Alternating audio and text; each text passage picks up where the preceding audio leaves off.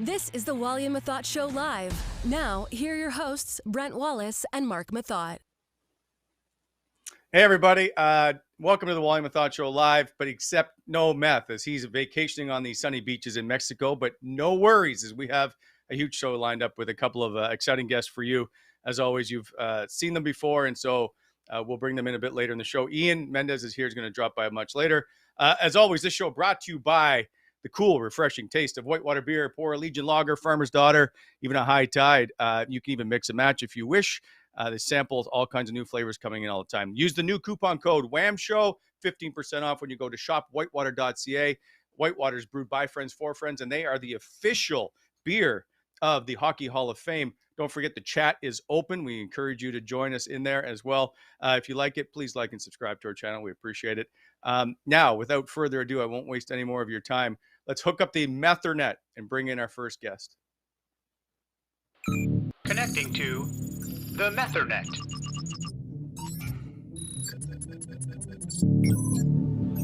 Methernet now connected.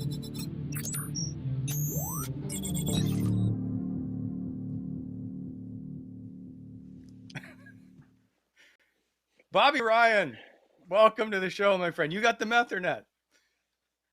I didn't know I was part host. I thought I was just coming on to hang out, but I got the Methernet. I'm in, and now I don't know if I'm running any interviews with Dean. Nobody told me anything, but I'm happy to be here again.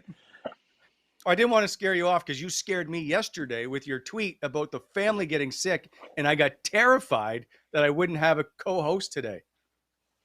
I'm here, and I dodged it. I told you off the air. Everybody got it but me. It was a long day yesterday, but the kids are back. I mean, the kids woke up just fine, went back to school today. My wife went and worked out, so the household is on the mend. By the way, you are our first co-host in the history of the Wally Methot Show. So congratulations. First, you were a guest number 2, and now co-host number 1. So I will send you a free It's a big mug. day for me. That's it. I got a new house, and I need something for the wall, so I'll take it. I'll take a plaque. Anything you got made up will be great. Oh, I will. We'll give you one of our Faces best sports podcasts in Ottawa plaques. There you go. Congratulations. Meth is, I don't know. Neither one of you, have you guys ever won anything from there before? No. So I'll take this as a huge win for us. Big deal. Congrats. And by the way, since Meth is away suntanning and getting his tan lines, I wanted to bring up the football game since he doesn't watch. Did you watch start to finish? Did you get a chance to sit on the couch? I watched just about every play. A few times I was in and out, getting some food for the little man. But other than that, just about caught the entire game. And it didn't seem like a very excited. I wasn't excited for that game. I would much preferred a Chiefs-Bills final. Yeah, I mean, that was the Super Bowl 2 weeks ago, or 3 weeks, whatever that was. That was the final for me. I don't know. The game just kind of dragged. It wasn't. There were very few explosive plays, and then OBJ goes down, so now you got no theatrics going on after catches. It was a kind of a boring game. What do you think of the halftime show? I was entertained. I don't know what to expect in any of those. I've only been to one concert that was rap focused, and it was because we had a box with the Ducks way back when, and I didn't know what it was going to be like seeing rap live. But it's terrible because you can't. I mean, it's already loud in there. The DJ's going, guys are talking in the background. It felt like you weren't. I'd rather just listen to the song, but they nailed it yesterday, so I was entertained. You're getting old when you're like, man, these are throwbacks, and it was an entertaining show. I enjoyed it. It was good. Did you have the Rams? Yeah. And would you have been a Rams guy since you lived in LA or in California, I should say? I wouldn't say I'm a Rams guy. Honestly, didn't really have a horse in the race in this one. I didn't feel like I cared either way. I guess if I were picking a team, it would have been the Rams. Well, the line was 4.5 or something. So I guess technically they covered, but yeah, no, I think I'm becoming a Bengals fan. I really like Burrow and Chase, so we'll see. Do you appreciate the swagger that Joe Burrow walks with? I do and I don't. I think he's a little young for it, but when you're going to the Super Bowl in your second year, I guess it's accept it. And that's people want to see the atmosphere or people, excuse me, the attitude and the swagger. Yeah. So he sells, but as an older guy that came into the league when there was none of that, and now you're starting to see that in every league. It's just changing. Part of me is like, it's almost a cringe, and like if I were if I were an older guy, I probably would have said something to him about it. But whatever sells tickets at this point, he's got a great. I mean, he seems like a great room guy and all that kind of stuff. So people like it. As long as he wins, is he allowed to have that personality? Is that basically what it comes down to? Yeah. Winning covers everything, right? Like you can get away with Yeah. a lot of stuff when you're winning games. So, he took a beating for the jewelry thing after the last game, and I was like, that was one that he probably would want back. But who cares? You won, you move on, and I'm excited for what he's got next year because they'll be back. That team's going to be back for sure. They get some help on the offensive line. They'll be back in the play. I loved his line, and I probably shouldn't because it would have bothered me a few years ago. But his line, if someone asked, "Is the jewelry real?" when he had the JB necklace on chain, and he goes, "Yeah, I make too much money for it to be fake." That's like, Yeah, okay, it was. fair I enough. mean, yeah, good point. But that's the line he took a beating for, right? I don't know because you guys Yeah, probably didn't get the same coverage down here, but for 2 weeks, that's all anybody talks about is the Super Bowl down here. Every show, it's like getting ready for the playoffs in hockey up there, and I mean they were all over him for it, and I'm like, who cares? He's 21 years old. He's making money. Let him, let him strut. that's the only. It was way overproduced. The Super Bowl's way overproduced. The rock Oh stuff yeah, at the beginning, I was like, enough. Can we kick the ball off, please? yeah. We're not here for you. Did you? Did the Rock get dressed in the dark? Like what an outfit! That's Like I don't know if somebody dressed him or what, but he walked out there and said like he looked at a mirror at some point for sure. I was like, no, this is yeah, it. This is what I'm going with. And yeah. I was like, come on, man, He went, like "Mwah," the figure it French out. kiss, and away he went. Yeah. Yeah. I tweeted about that too. I was like, just play the game. Nobody cares. Like just get it done. Who's the most, speaking of Joe Burrow type, who's the most intense player you ever played with? Well, I mean, Nealer's got to be up there. I'm trying. Yeah, I think probably hands down Nealer, Darren Helm, and Glendenning or some guys like that I played with last year. And then you start to really think back, and I can't really think of anybody outside of that. But Nealer for sure in Ottawa. Because you could just see the wires cross from time to time up there, and you're just like, oh no, get out of the trolley tracks. But yeah, I mean, he brought it every game, every night. He played 1,000 games the hard way, and like you're not going to see a guy that played that role play 1,000 games ever again. I don't think. No, and I was just watching the '07.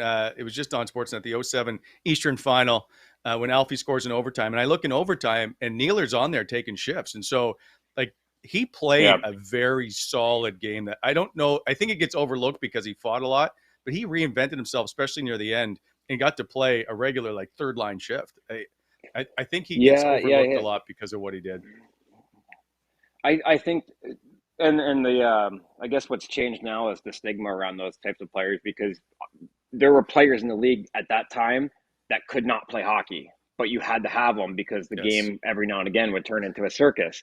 Nealer wasn't that. Nealer could play a shift for you, and was up and down at times at the end there with us. But like, I mean, we talked about the series. He changed the New York series, just with presence and being out there and physical. Guys don't want to go back for the puck, and then he had a little touch around the net. So yeah, I mean, he was a good player for a long time. Had a hat trick in the AHL during the lockout. Okay, I want to ask you. I don't know if you saw. Have you seen the TPC course, the stadium course, and hole number 16? Have you? I know you're not a huge golfer, but you do watch some golf, right? Okay, I watch a I'm lot going to of show you golf, this yeah. picture. Yeah. So this stadium course, as you know, it's the waste management where everybody just gets wasted. They had 2 holes in one at this particular hole, and then everybody starts chucking beers, and it just litters with beer cans. I'm just curious if you were a professional athlete, could you ever imagine teeing off at hole number 16 with thousands of people watching you trying to hit this hole? No. I think I get more nervous meeting a group of guys on the first tee that you're going to be playing with and then hitting that shot than I ever did on the ice. Like, it's just a different feel. It's so different, but for these guys that are in their element, I would liken it to playing or doing a shootout at the end of the game in front of 20,000 like that. I guess that's what I'm likening it to.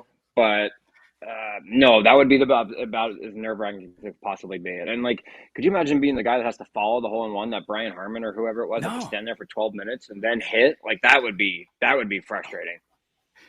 And then not to get the hole in one, we're like, what a letdown that guy is. Okay, so you kind of brought it up. So true. The guy went back the next day and made par, and I was like, the guy dropped 2 strokes. Yeah. Okay, so as a professional athlete, what's more intimidating for you? So TPC, hole number 16, a penalty shot to win the Stanley Cup, penalty shot for the World Cup, or being a pitcher in the World Series, or if there's something else. Like, what would be the most intimidating thing for you to have to do? So a lot of these things have another variable, which would be another player. So the goalie, you and the goalie one-on-one for the Stanley Cup or the gold medal Olympics, whatever it be. So that like a lot of things can go a different way. You might make the perfect shot, but he stopped it because he read you correctly. So that takes some of the pressure off. I think honestly, hitting that golf shot in contention on 16 would be about as hard as it gets. Probably the most intimidating because that's all you, right? That is just you. You have no other variables in play. It's just you and a golf ball and 160 yards. Like, that'd be tough. Yeah, I didn't even think of the other person factor. Good call by you. Okay, so by the way, before we get to, we're trying to line up some other stuff while we're doing all this, so I apologize if it seems a little scattered. And we only have 3 pages today, but Bobby, not the 5 we had last Monday, so it's good. We won't keep you as long. The Wally Methot Show, by the way, brought to you by BEI, Bonisher Excavating Inc., Bonisher Excavating, helping in excavation, grading, drainage projects, also equipment rentals, aggregate and topsoil sales. Visit BonisherExcavating.com. BEI helping to shape the Ottawa Valley. And now, without further ado, perfect timing as we get set to talk a little Sens, we welcome in Ian Mendes, making his 8th appearance on the Wally and Methot Show. So 2 more, you get steak knives. Steak knives. I like it. They're dull like Meth's humor, but you'll get some steak knives. Oh, okay. All right. Well, he's not here. I appreciated Bobby's answer there on the intimidation. What would be the most intimidating thing? Let me ask you this question, Bobby, just to follow up. Does public speaking intimidate you? Like, if you had to get up, like, that's a common thing for a lot of people. Does that intimidate you? Yeah.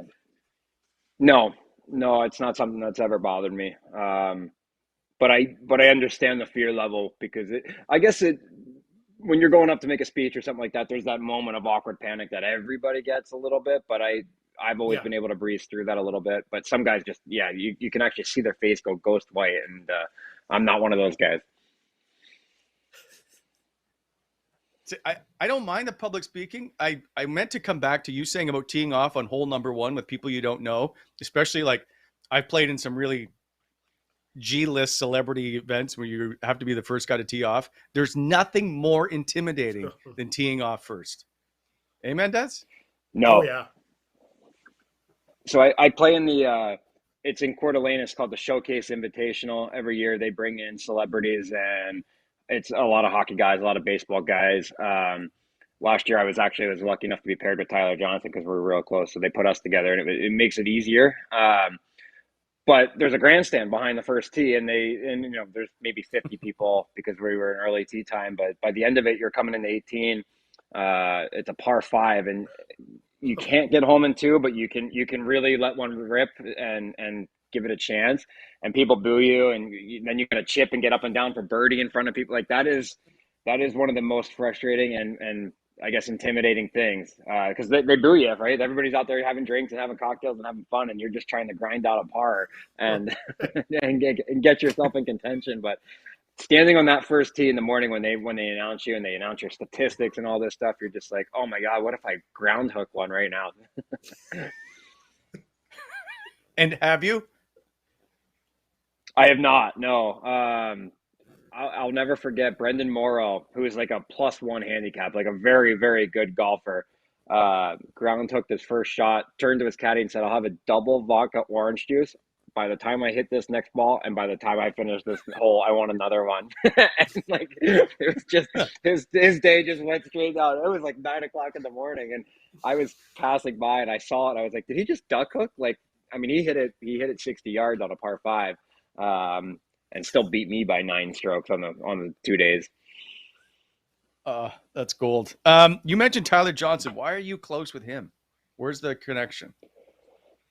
We're neighbors. We're just we were neighbors. I moved out of Gaza Ranch and across to a pretty quiet side of the lake as my lifestyle changed, obviously. But we were neighbors in Gaza. Spent a lot of time together, and he's become like an extension of the family. My daughter's first boyfriend and all that kind of stuff. So he's awesome guy, and we skate together, train together, and all that kind of stuff.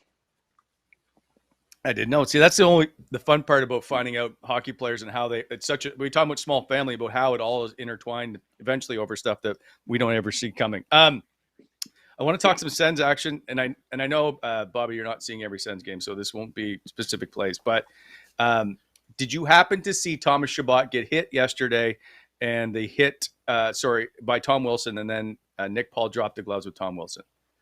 If you didn't, it's okay. So I missed that. Yeah, I missed it. I saw the Brady, I guess, yeah, you call it a blindside. Was that Tom Wilson that hit him? Was that the one? With Thomas Chabot, Brady was John Carlson, right? That's right. Yes, yeah. That's the one I saw on the replay. Yeah. It's okay. So all right, it'll be okay because I'm going to ask you about Nick Paul, but Mendes, I'll ask you about the hit. Because we always argue about these clean hits and having to fight afterwards.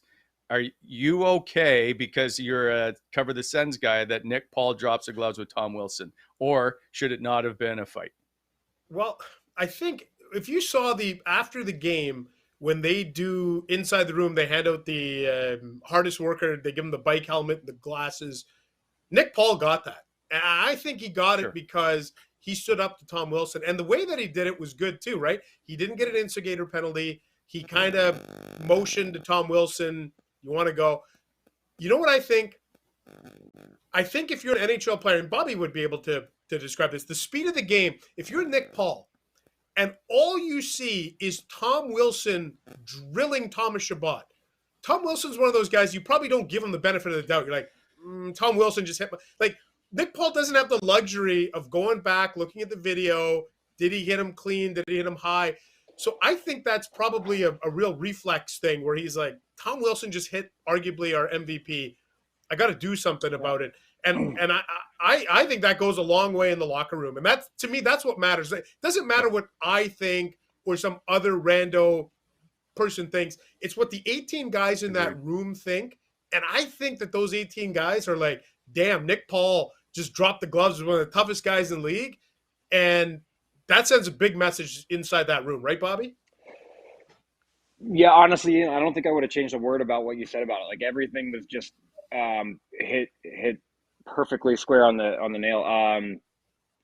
I just saw the tail end of the hit, but the fight, and you were right about Tom. I think Wilson's kind of lost that credibility to determine whether it's fair or not. Like, you know, Nick Paul might not have seen any of the hit, turns around and says, Wilson, probably dirty. Like, honestly, and I think Wilson's a fair player. Like, he plays on that line, and I respect him for that. But at the same time, Nick's got to do what he did there. And you could not have said it better. It goes a very, very long way in the locker room.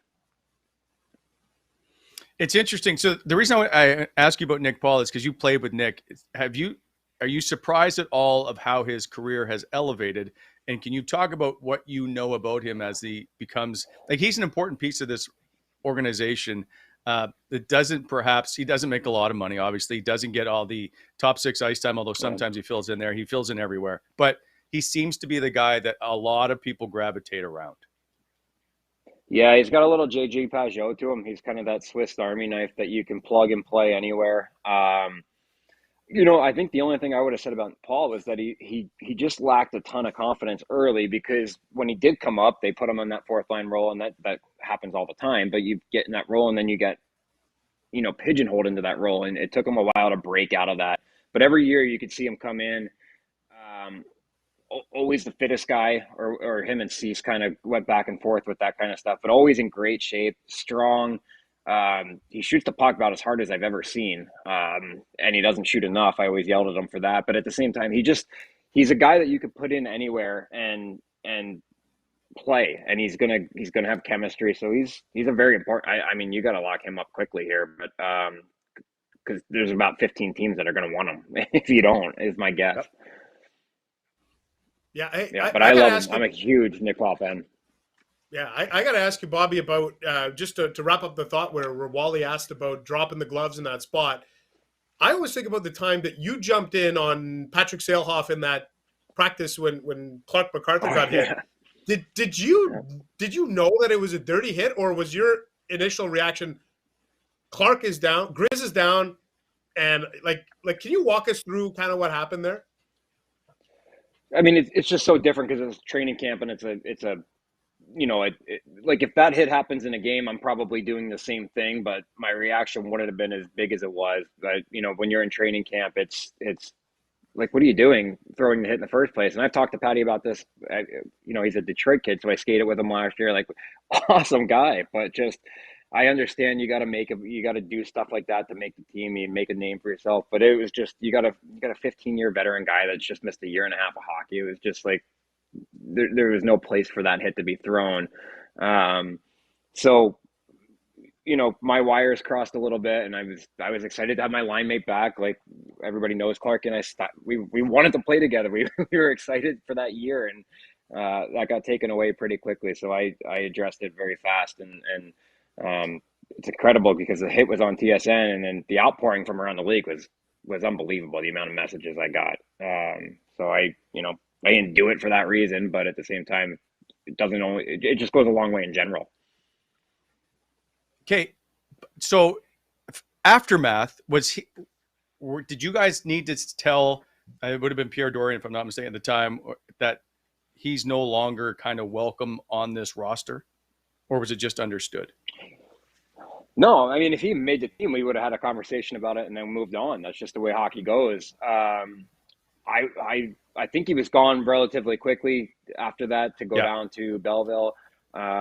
But that had nothing to do with any of the players. I think he was slated to start the year there. That's my guess. But Pierre Dorian told me differently. We didn't, yeah.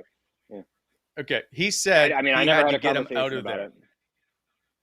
Okay, because he said we needed to separate him. Yeah, Nealer would have killed him. So that's probably that reason. But at the same time, like I wouldn't have held the hit against him 5 days later. That's for sure. It wouldn't have changed my thought on the guy. And when he did come up, we shook hands and we moved on and played together, on a line or on the ice. It doesn't. Yeah. It just is what it is. And there's always fight. There's a fight every year in practice. I think Grimes and Nealer got into it a couple times. I think I've gotten into it. I got into it with Clark. He was one of my favorite guys in the team. We got into it on the ice. So it's just water under the bridge. Yeah. We didn't actually fight. We were screaming at each other. We were getting ready to, and then we had our Halloween party, and I had to pick him up, and I was pissed still. And he texted me like, I wasn't even home yet, and I was still fuming. And he texted me, he's like, "We're grown men, so I'll see you tonight for the drive down to wherever the party was." And I was like, "All right, fine." Kind of diffused the tension, but I was like, "Are we going to tee off at each other here in the parking lot in front of his babysitter?" But it was water under the bridge by the time it just happened. Oh man, we're going to need some info on the costumes that you guys wore. Do you remember? Like, I just want to know. I'm trying to paint the picture of the two of you having this tense drive down to the party. I need to know what you're wearing. The clown nose. Could you imagine? Man, I can't. Could you imagine? Yeah. The Joker. I think, I I can't remember what he was, but he was all painted up, I believe. You'll just see, I was Cat in the Hat, so you'll just see the Cat in the Hat and a big painted guy having a tee off in Canada on a cul-de-sac. Yeah. But yeah, my wife was a crazy cat lady, and I was Cat in the Hat or something like that. I can't remember, but yeah, it would have been comical. Was there any words discussed in the car, or is it just like he got in, it's like, let's go? Oh no! Well, both the wives were there, and I think I was driving, so he got in the back, and we laughed about our costumes. Honestly, I don't think we ever said a word to each other about it again. It's just that kind of. I mean, that happens with one guy every year, for sure. Do you remember the Johnny Oduya Marc Crawford exchange in Chicago that Johnny left the ice?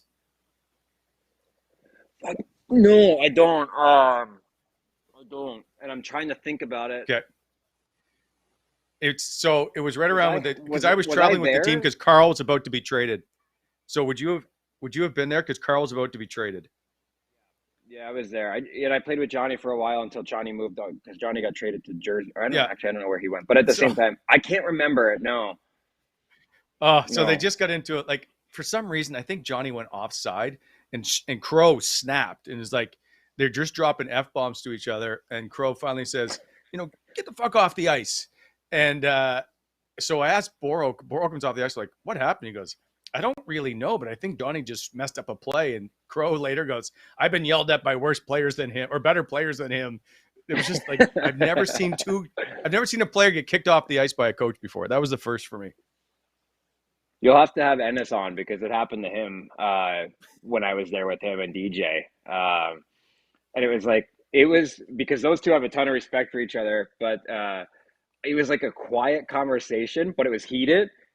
It was just like, I think DJ told him, you can get off right now if you want. And he's like, I can. And he's like, yeah, keep walking right out of the league or something like that. And Enzo just called his bluff and walked off. It was like, okay. We finished the practice.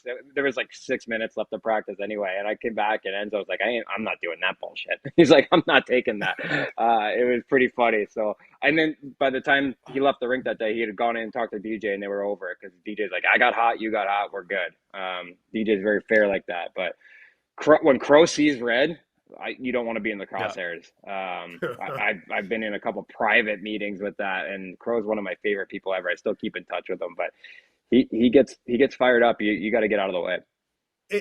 So just on that, like Guy Boucher always had the reputation. Like people would look at him, his eyes would go. Like who would you not want to have kind of lay into you? Like DJ. Dave Cameron, Guy Boucher. Who's the one that you were like, man, I'm actually like legit scared of? You had Paul McLean too, right, for a season and a bit. So was there one guy? I had him for a bit. It was definitely Randy. I was just trying to. I don't think I ever felt that way about any of the coaches in Ottawa. When I came, Paul. The Jack Adams Award, I think, where he was the pesky Sands or whatever. That was my year following that. And I remember talking to him the year after this where he said, I changed everything about the way I did it because everybody kept saying, I want the nice Paul back. I want the players coach Paul. And for some reason, everybody thought I came in and had something to do with it. I was like, I only knew Paul as the guy that he was a jerk, but he was fair and he was a good coach. And they're like, no, this isn't the way he is. And I never had anything to relate it to. So I just thought he is this way. But he never like really grinded on you and got hard on you. Guy could yell and Crow could yell, but those are the only two that I think really, really ever had to give it to me, hard and yell at me for whatever it might have been. I remember one instance with Guy, but he does those things in private. He's not going to call you out horribly in front of anybody, which I appreciate. That leads me to a couple of things. One is Paul McLean admits afterwards, he goes, I changed because I thought I had to change from year one to year two, which nobody quite understood why. But was he really that much of a prick for you in year one for you? Did you was he really much of a jerk, I guess? No, I mean, he was hard. He was fair. I didn't have any issue with them at all. But I had come from Randy Carlisle, so everything was going to be a breath of fresh air, honestly. And but Randy was fair too. And then I had Bruce in the middle for a little bit. Now when you look back and you get older and you have a different opinion on it, I haven't played for any coach that was just flat out a jerk or hard on you for no reason. Every one of them was good and had a method to their madness. But I did remember Paul, the year that we came back, and it ultimately ended up being the year he got fired in whatever month it was. He said, I changed everything last year and it damn near cost me my job, in our little private one-on-one meeting. And I just said, well, I didn't know you the other way. So you can apologize to the Zach Smiths of the world that really felt that way, but I didn't care because I didn't know you any other way. But he was a good coach. I liked Paul. I liked him a lot. Was it Guy Boucher? I don't know if we've ever had a discussion. Guy Boucher that benched you and Cody Ceci for that one period. Oh man, that was we're gonna have to get into this sometime, but I was beyond livid because Guy hadn't been in the league for a bit, right? He was in Tampa and then he was gone, and he was just overkill right out of the gate. And we have a 3:00 preseason game. And anybody knows that during a regular season game, you're there, the very least you can be there is 2 hours before. I was there 2.5 hours before, and I missed a meeting that was in the pamphlet, but wasn't on the text chain from the night before. So, one of us was wrong, one of us was right in both instances. But I walk in and, 3:00 preseason, I think it was one of the later preseason games. You're just, as a veteran, you're just get the game over with, preseason, don't get hurt, work hard, get your timing, do all these things. So I walk in, I'm feeling good. It's an early game. I was taking my wife out for dinner after. I'm all excited. I walk in, Cease is doing the same thing. I'm like, Cease, great suit. You look good. We're just walking down, fist bumping each other. We get in the locker room. I'm like, it's quiet in here. Where is everybody? And Cease and I look at it. There was that moment where I started to walk down the hallway and Crow's like, Guy's going to talk to you after the meeting. And I was like, what meeting? Why do we have a 12:00 meeting for a 3:00 game? It's insanity. It's never been done before. And the guys tried to cover for us by sitting close to each other on the bench so that it didn't look like there was a stall missing and doing all that kind of stuff. And I was like, Cease, we missed a meeting. And I remember Cease's face. He's just like, he's like, we started just out of the gate with this guy. We're missing a meeting. I had never missed a meeting in my career. And he came in, he's like, I have to act on this. And I was like, you don't have to do anything except cancel a noon meeting for a 3:00 game. It's ridiculous. I remember we got into it because I was like, you can't do that. It's actually in the CBA that you can't do that in preseason because of the 3-hour rule. So anyway, he sat us down. I remember my first shift in the second period was a power play shift. I got an assist, and I was like, you can sit me right back down for all I care. It's like, we're done. We got an assist, +1, get me out of here. Now I'm going to play 12 minutes in a preseason game. I found the quotes from Guy Boucher, okay, from this incident. I found the Brent Wallace tweet from that day, October 1st, 2016. Brent Wallace tweeting out, Guy Boucher is holding players accountable. Yeah, there you go. Okay. No. Bobby Ryan responded with an assist in the loss. But here is the quote from Guy Boucher. It's very simple. You're on time or you're not on time. You own it and you move on. Yeah.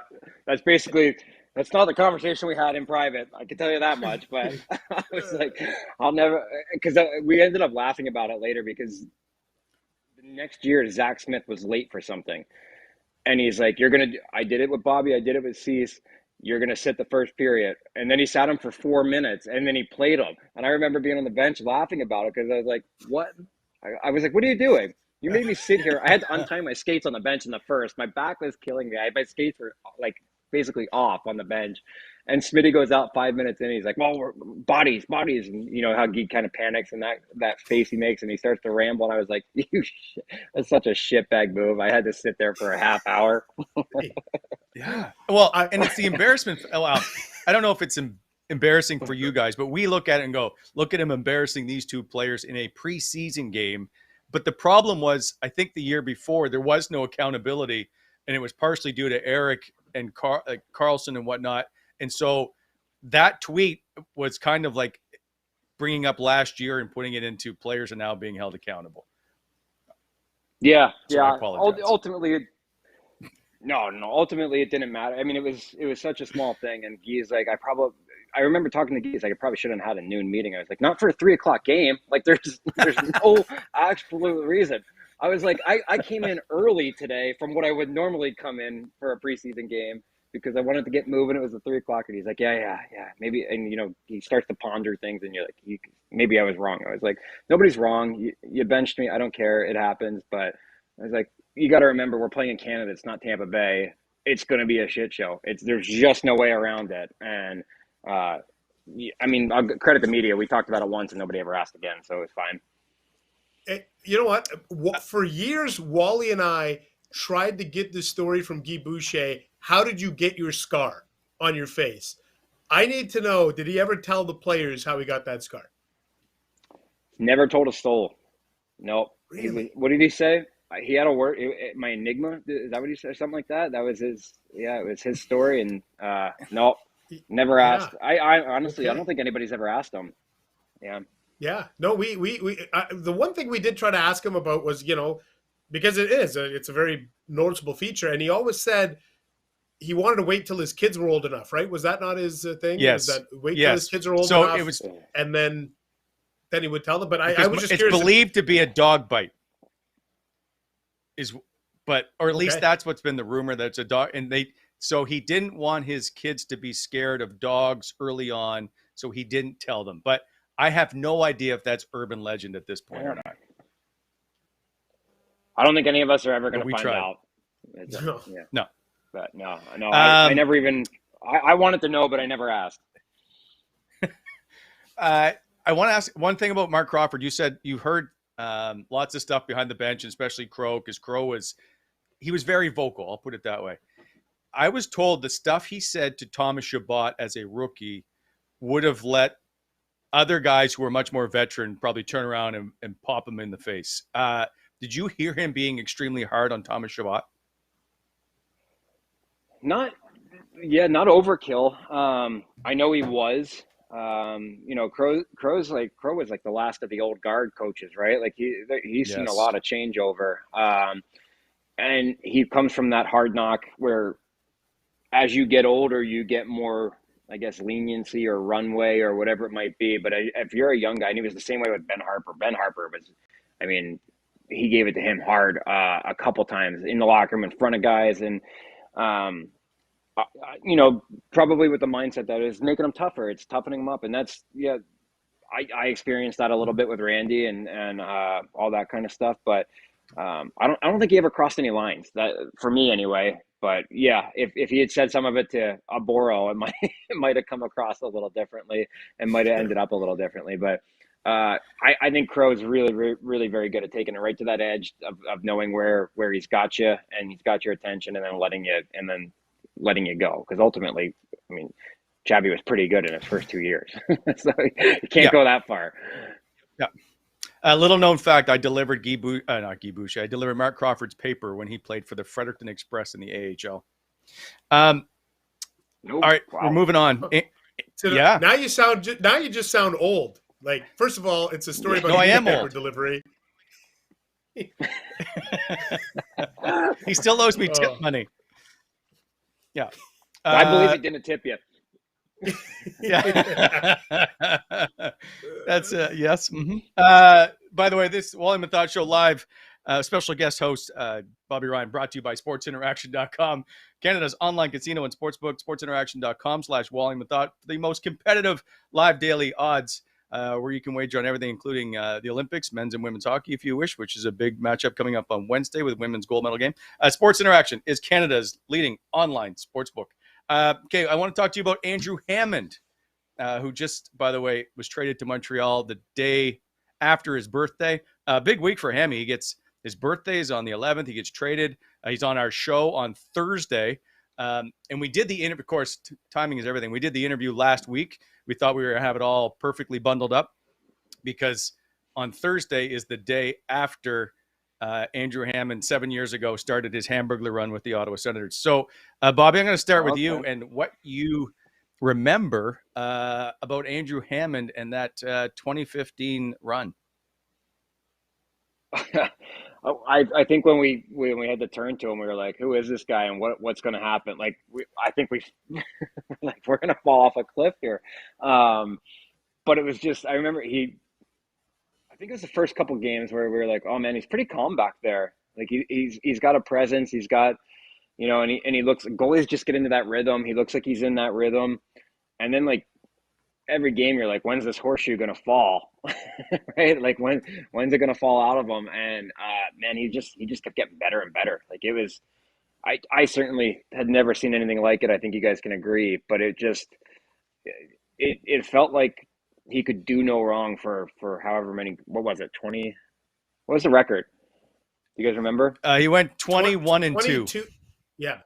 21. Yeah. I mean, I don't know if we'll ever see that again, but it was just there were games where he didn't need to be great, and then there were games where we should have been blown out. So not only did he, stabilize some games, but he stole some games. It was just an incredible run. By the way, his last win was December 18th, 2016, Ottawa versus the Islanders. You scored the opening goal of that game. It's amazing to think of where he's come after all of that, and now with a chance to be back and playing in the NHL. When you're in that run, I'm going to assume in February, you guys being 14 points out had never really discussed the postseason being an option. Would that be fair?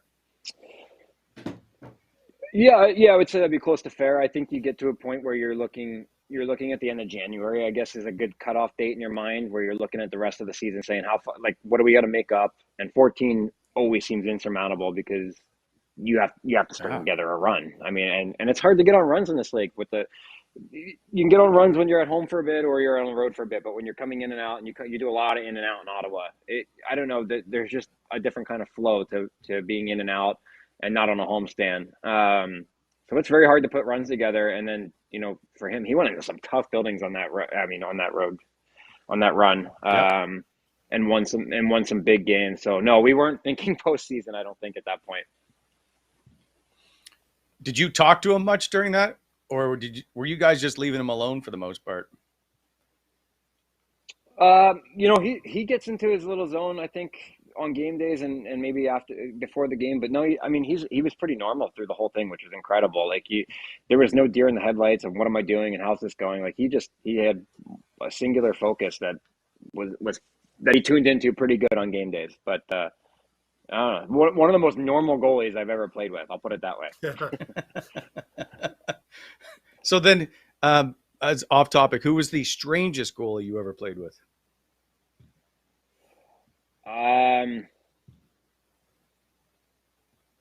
Well, Lenny speaks for himself a little bit, doesn't he? Yeah.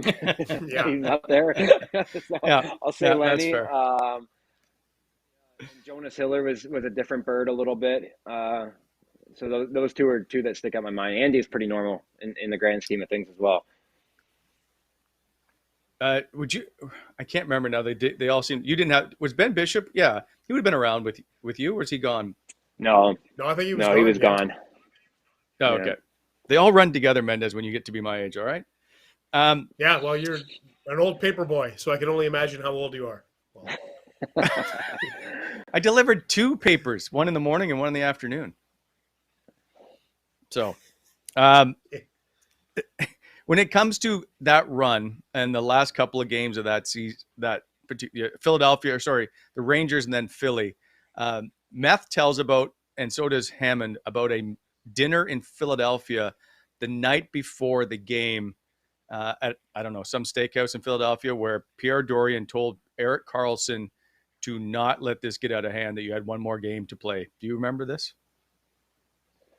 So I think it was at Davios where, yes, I was there. Because that's where I'm from. I never stayed long. I would always go to the dinner, and then as soon as it was gone, go see my dad and mom and stuff like that. So I wasn't there. I don't think it got out of hand because I don't think there was a chance to. It was like a noon game too the next day. So it was a dinner that was just. I don't know. Yeah, I don't know. Even me as a guy that would have been leading that charge, I was like, there's times to pick your spots, and that wasn't going to be one of them anyway. So I don't think he needed to tell us, but we hadn't clinched, and we had a lot on our plate. So I do remember being there for a little bit though. Yeah, I was on that trip. It was amazing. The other part of that trip was do you remember going down underneath MSG and taking that train to Philadelphia? Yeah. And the long walk? Yeah. Like, it was amazing. It's a whole different world down there. It just kept going. Like, it's like you took an elevator as far south as you could get. And then, I mean, you were just waiting for a piece of cheese at the end of this. And then all of a sudden you're like Harry Potter, platform 9 3/4. You just show up and you're like, how did we get here? Like, I've never experienced that before with any other team. So that was incredible. Yeah. Like the infrastructure that was down there. And I remember because Brian Murray was not feeling great at the time. And we were stopping to make sure we were going the right way. And it was just a mass of guys just trying to figure out how to get on the next train. It was one of those things I'll never forget. Yeah. That's for sure. Everybody trying to cram into the freight elevator too, with we had luggage and all the boys. And I was like, there's got to be a better way to do this. But I couldn't believe we were so far underground. And the smells were something else getting down there too. Yes, they were. And then you just see random people every once in a while. You're like, do you live down here? Just before we forget, you played 5 games on Valentine's Day. Bobby, you are 3-2 on Valentine's Day with 2 goals, 6 points. I just dug that up in case you knew. Wow, really? Yep. Okay. Yep. Big wins against Edmonton, 7-2 and 7-3. Yeah, I'm not going to tell my wife those stats. She'll think it's she had something to do with it. Last topic on page 3, and that is I want to talk about the media and handling of athletes. So we've all seen the Leon Draisaitl thing with Jim Matheson, and I'll take you back. Do you remember the Travis Konechny when Jake Voracek responded to a question in Philadelphia? Yeah. Look at his face. That look, it's so his priceless. Face is gold. He just can't get small so enough good. over there. He's just like, how can I hide? And then he's all in, right? Then he wants what is he going to say? How's he going to respond? So you're such a weasel. Yeah. So I want to ask you, what is your reaction? So, by the way, Leon Draisaitl, and we've had this discussion, not with you on this show, obviously, Bobby, is Leon has no recourse other than to sit there and let him kind of take questions. You've been always very good in how you handle the media. I'm just curious of what you thought of how that interaction with Leon Draisaitl and how the media is now asking questions that I think might be a little offside. Yeah, I think at first I was like, okay, I'm always on the side of the player, being a player, right? And then I don't know Jim Matheson, so I don't know what the relationship there is like. I mean, I was always a guy that would, when you guys came in the room, hey, how are you? Chat you up, whatever, and then get out of there. Maybe Leon's unapproachable sometimes. I don't know. So I don't know the I guess the fluid dynamics of what led to this part, but I don't know. He was standoffish in the answers, so I get it, but I don't think you go right to why are you so pissy? Like that felt like a big jump to me. So if I think if I were to come to you in a scrum, but if I came to you in a scrum with cameras rolling and said that to you, I'm not sure you would have been very happy with me asking that either. No, I wouldn't have, but I didn't like the question before that led to this, where he just said, what, I think it was, what's the problem? You guys might remember it a little bit better, but what led to that? And he said everything, and it's a generic and it's a vague answer, but that is true. And he's not going to say the defense, because that paints a picture that defensemen don't want to read. He's not going to say our goaltender, because that puts one guy or two guys under the bus. He gave the answer you're supposed to give, and he did it short and he did it quipped, and that led, that escalated things too. So I watched it 20 times and I was like, they're both in the wrong. Both are just, I don't like either side of it at this point when I watched it. So I was like, I would normally take the player side, but I don't know if you can there fully anyway. Okay, well, let me ask you this, because for a long time, I always thought and I think Brent would agree, I think we were always fair with you in your time in Ottawa. I don't think you would be on this podcast with us if we weren't fair to you. But I just want to bring up something, because my longtime co-host Sean Simpson was a guy who probably took some criticism maybe to a level that maybe you weren't comfortable with. And I'm just curious. I've actually never talked to you about this. So why don't we bring it up on the Wally and Methot show here? Did you hear the stuff that he said about you? Did you not pay attention? Did you ever address it with him? I'm legitimately curious because you and I have never had this conversation. No, I mean, I remember like the first one, he's like, Ryan, it was my first camp there or something like that. And he said he's I think something like he's a lean guy, but he's got to learn the Sens way. And I was just like, what are you talking about? And then, yeah, he was always critical of me. And I never really had any time for it. I understood that because I left Twitter there for what, the last couple of years at least. So when you do that, nothing filters through because nothing, right? So I'd be very, very unaware of what he thought of me towards the end. But I don't know. I didn't like him. I got no time for him. Like it's just, most of the media are guys that I genuinely like, and he's not one of them. And he probably feels the same way about me. So, I'd shake his hand, say hello, and we'd have pleasantries probably, but that's about it. Yeah, I actually went. I thought about going somewhere with this like years ago, and I was like, "What am I going to get out of this? Like, am I going to bury a local media guy that people like? No." So my witch hunt was done. I was out of there. And I bring it up just because of the Draisaitl thing, I guess. But Sean wasn't the type of guy that would show up in a press conference. But wouldn't you have let's say if he ever asked you a question in a press conference, that would probably irritate you, right? Like I think you could probably see where maybe Draisaitl is coming from. Yeah, I could. Yeah. So when you put it like that, I guess, and that changes my thought process a little bit. Like I don't know. I would move on. I wouldn't give him the time of the day, and I would move on from a question, even if it wasn't a question that was putting me in a bad light for like the Draisaitl one was. I would say no comment and respectfully not take one from him. The other guy that was always hard, and I liked him and it's amazing that everybody loves him when he's not holding the camera, is Dan. What's his last name? Dan Sagan. Yeah, Dan Sagan. Yeah, he would man. I remember we were negotiating a contract, and my agent and the team had said, "Please don't answer questions," and the season hadn't started, and I just said, "No problem." And I remember walking out of the rink, it was at the Bell Sensplex, and he's like, "Hey, Bobby, can you do something?" I said, "Yeah, can we not talk about the contract? Like, neither side's comfortable." And the first thing he did is ask me about the contract. And he's like, "Well, and he's got his camera. He's like, "You're kind of putting the team in a bad situation here." And I was like, "Fuck, like, we just had this conversation." And he was always the guy that kind of skewed negative, like to get you to go somewhere. Yes. And I was like, yeah.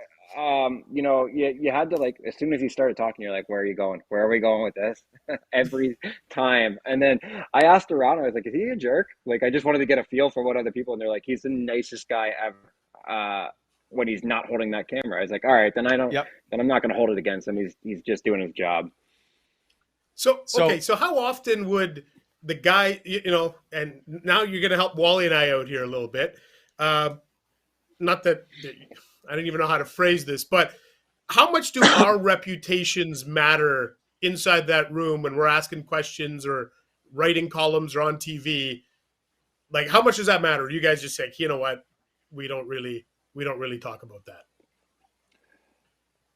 I would say it matters to some players more than others, and I think it matters to veterans more because young guys are just so naive at the time when they're doing media that it takes a while to really understand how to, I guess, approach things or answer things or and you guys have been in there a long time. You know how that sometimes there is a direct answer, but we can't give it, so we got to skirt it. And you guys can feel it as much as we know, as much as we're feeling it, saying it. Like it's just there, but you can't. And that happens every day, right? So guys, when you guys come in, and you guys are two of the better ones, but Ottawa in general is pretty good at not crossing that line with us, and with the Chris Moores of the world and Brian Morris, who was there for a long time. Like, you guys were all well liked, so it made it easy. Even though you guys probably didn't always, like Wally, I think you and one of the BMOs or CMOs always had issues from time to time. Well, not always, but from time to time had issues with locker room access and things. Yeah. So, but they never let that stuff seep into what we thought of you. So that's a delicate line for those guys.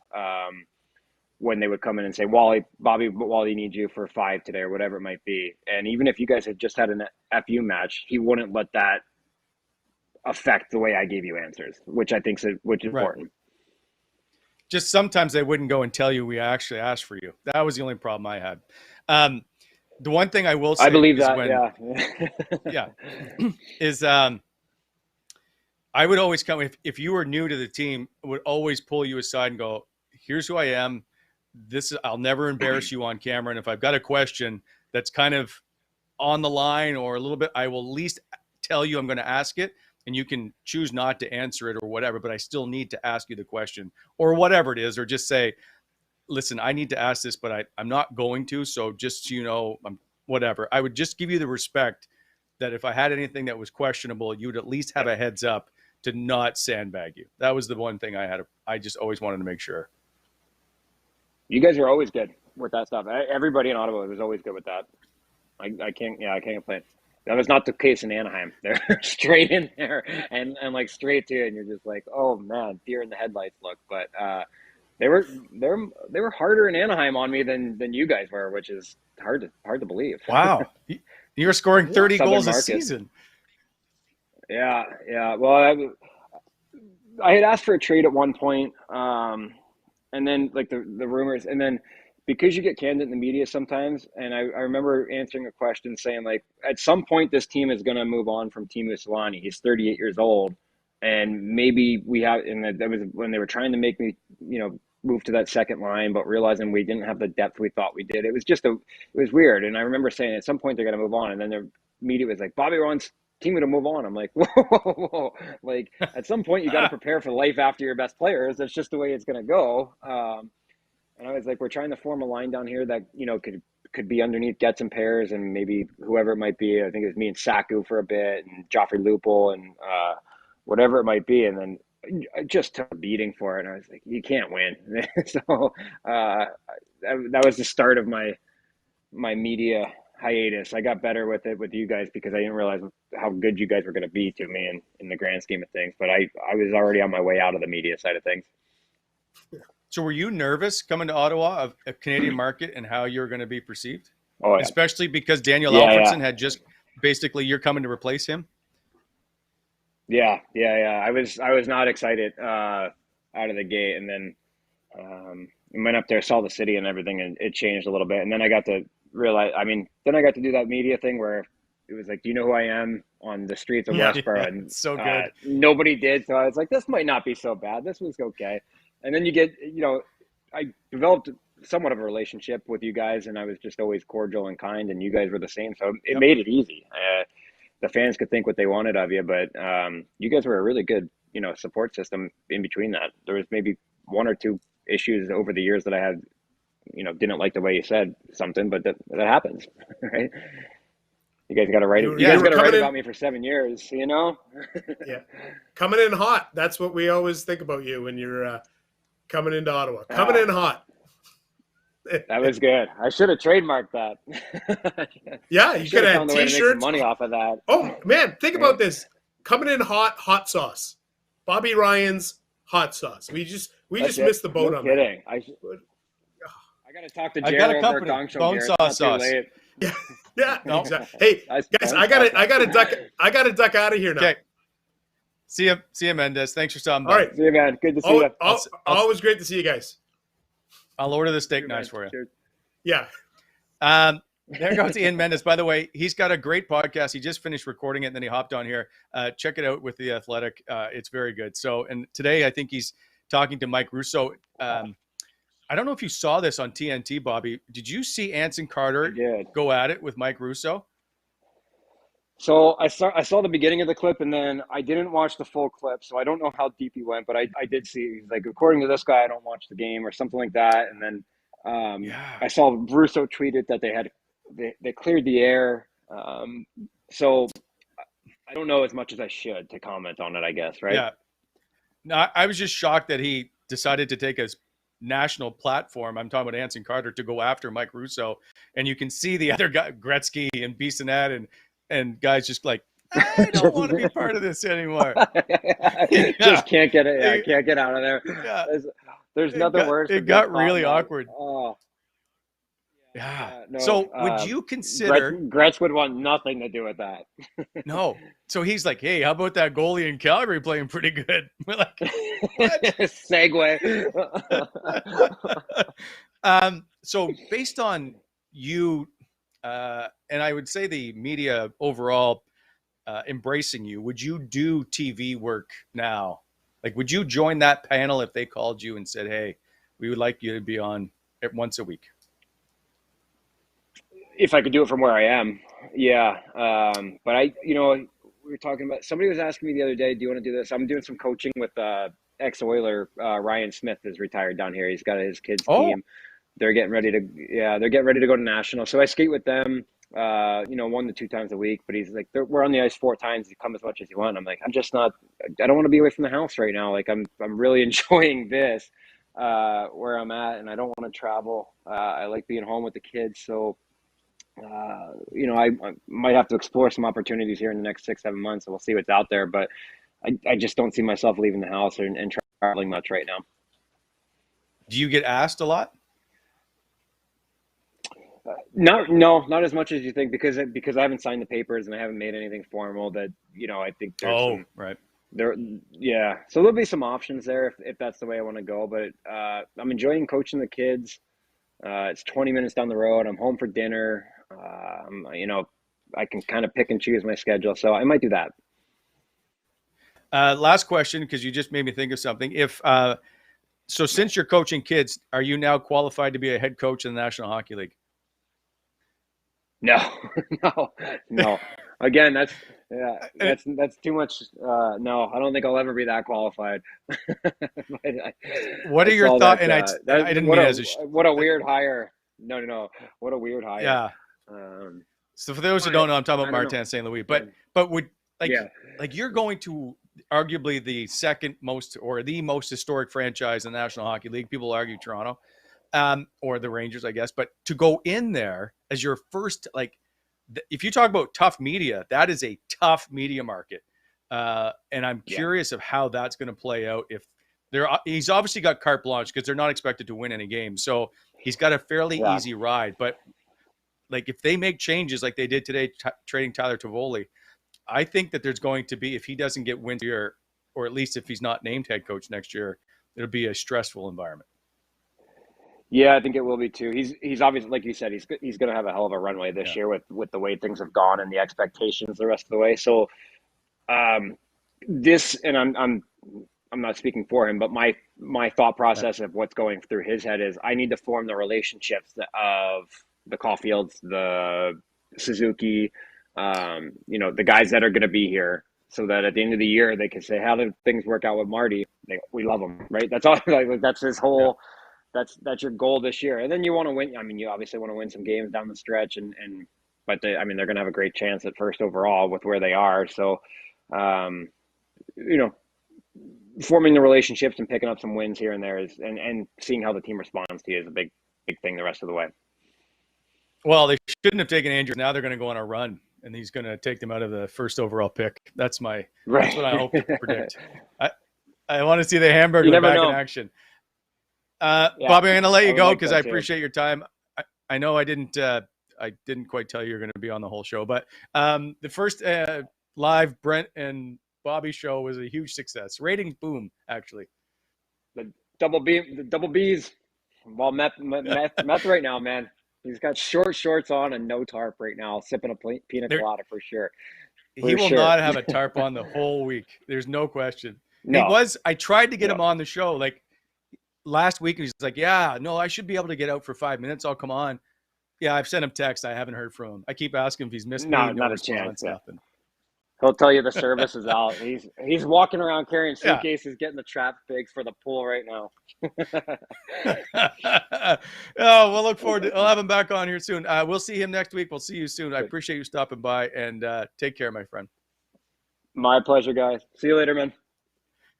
See you, buddy. There goes Bobby Ryan. Always a pleasure when he stops by. And to thank all of you for stopping by while Meth enjoys the sand and the sun in Mexico. We will see you on Thursday. But before we go, we're just going to play a quick clip to get you, as they call it, teasers in the business, of Andrew Hammond and our interview. Here's Hammy. Your thoughts on Curtis Lazar. If I were to say his name, do you automatically think of him eating a hamburger? That's not my first thought, but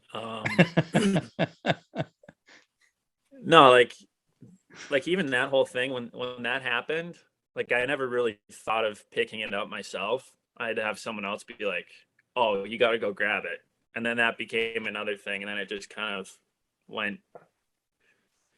just kept getting crazier and crazier with that. But like when Laser grabbed the cheeseburger, I still think it's disgusting that he ate disgusting. it. Disgusting. Yeah, I'm with you. He was right beside me and he had that smile on his face, like looking around and eating the burger. And I'm like, but Laser's like, Laser. Two different burgers. Like he had one and I had one, and I think there was probably more on the ice or whatever. But like, yeah, I remember I could feel how cold this thing was, like, just holding it, let alone eating it.